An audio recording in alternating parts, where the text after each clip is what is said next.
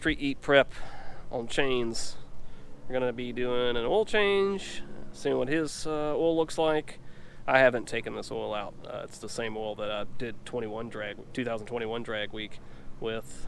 We're also going to add a drive shaft speed sensor because I've been getting no data off that, just going off the calculator. It's really good converter, Cameron's converter. For those of you who don't know, obviously we don't have a 2-valve in this thing anymore. It's a 2016 F-150 motor. It's got 150,000 miles on it or so. Just straight out the junkyard. It's got oil pump gears, and the cam's locked out, and that's it. Running 91 millimeter forced induction turbo with a 102 millimeter backside. Rossler trans, 2-speed glide. But yeah, he's a lot different. All right, we got our drive shaft speed sensor put in, about a 40 gap on it, and now we need to go set it up in the tune. I think I already did this because I already ran the wire. I just needed to wire the sensor. I had it in there, and then for, what was it, 2022 drag week, it fell off in Iowa somewhere because I never tightened it down. I was going to wire it while we were there, but obviously, you know, on the side of the road somewhere. So let's get this thing put in a tune and see if it works. All right, I got him started. Looks like wheel speed is working. All right, little tech tip here. If you plan on doing a drag and drive and you've never done one before, one of the most important things you can do is get up under the car and you do a nut and bolt check on everything. It's not a if it's gonna come loose, it's a when. So like your jam nuts on your lower control arms, check them all. And look over here, and that one's loose as well. Notice that when I was putting the speed sensor in here. So I'm gonna go through all these bolts and just kind of check everything.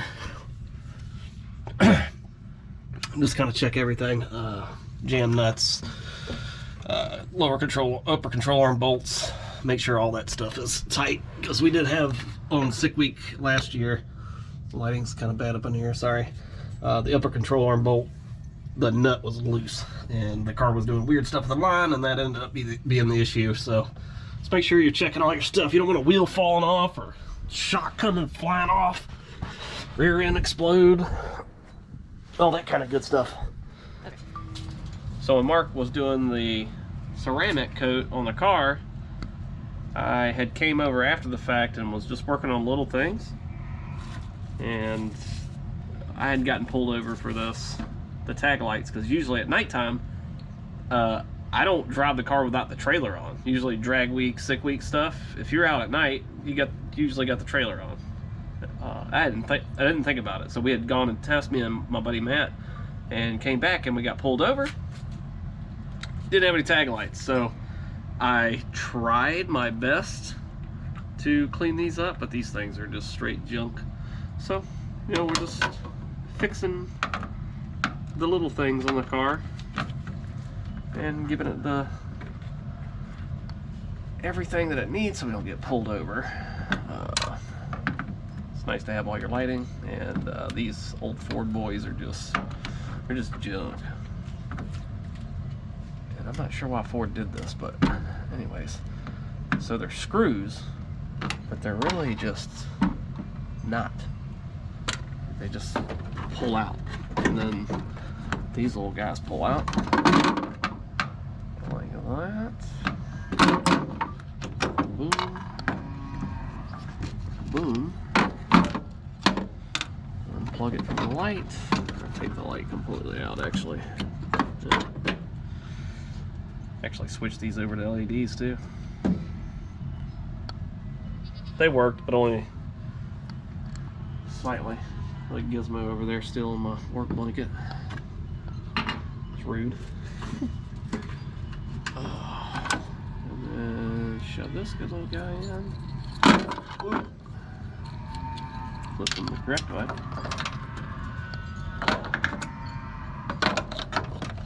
And just like that. Brand new. Should do this to begin with. I probably spent a good hour trying to polish those old ones, and they were just cracked and destroyed. Now we'll have adequate lighting to the tag, even though the police have headlights where they can see your tag anyway, but they like to have them on there, which I'm sure there's a million other reasons why. So, you know, they probably do it because if you're going down a back road at night and you hit somebody's chicken, they can I'm sorry. A chicken? Think of something. What chicken's out in the middle of the night? Listen, it's funny. What's not funny? What's this thing? So anyways, if you're on the back road at night and you hit somebody's chicken, they can call on your plate to report that missing chicken. So anyways, I'll be back in a minute and I'll show you guys what these look like. I guess it would help if I turn the power on.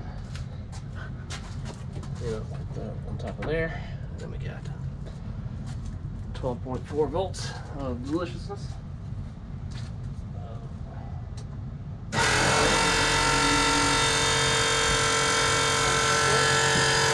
We got a dud. Oh no! We do. Oh man, that's really bright. The chicken man will definitely call me out. Oh, of course. Amazon, you failed me. Oh, so sad. I did the wrong one. Hold on, I might just be an idiot. That's probably what it is. Is it this one? Ah, there we go. See? I'm stupid. Oh. Now I'm really dumb. Oh. I had it working. I just had it hooked up to the wrong plug and I yanked the wires right out of this thing. Oh, terrible disaster. Okay. It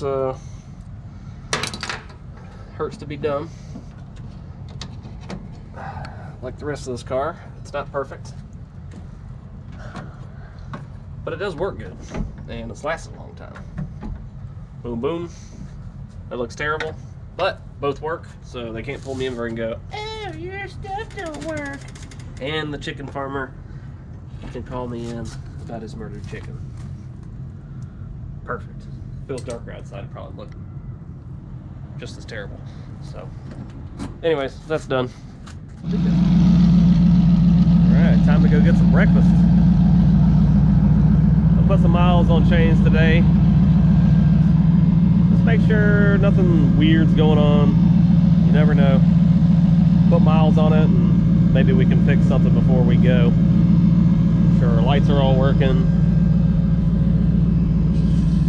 Looks like actually now they're working. The LEDs are hard to see in the daytime. But yeah. Looks like everything's working. I'm gonna take it out for a little ride. Maybe get some Waffle House or Cracker Barrel, you know. Need some pins because I lose everything.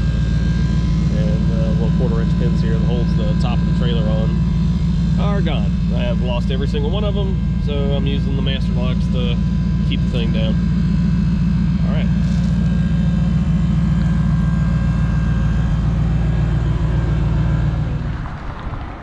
I forgot to loosen up the rear shocks, and the road is really bumpy. And these Mincer shocks they're tight.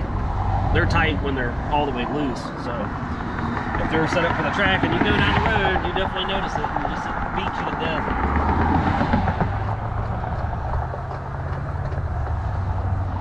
The fuel pump isn't happy because I probably should have put more fuel in it. Yeah, there's probably like maybe a gallon in there. It's no good. Well, 6 gallons in.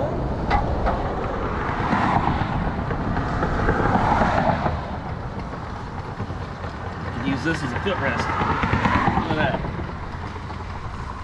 Barely even have to work. I'm using the good Sunoco stuff. And then I'm gonna fill the 2 empty cans with the racetrack stuff that, you know, doesn't smell as good. Whatever they put in there to make it stink. And we'll use that when we drive off for the first day at Street Meet. So we'll get our passes in on the good fuel. And then put the junky stuff in there. But usually up north in the Carolinas, they usually got really good 85. Just straight from the pump. You know, as long as we're over 65%, that's fine. We're not running a ton of boost through him. I probably might get to 21 pounds maybe to try to get that 490. We'll see what happens.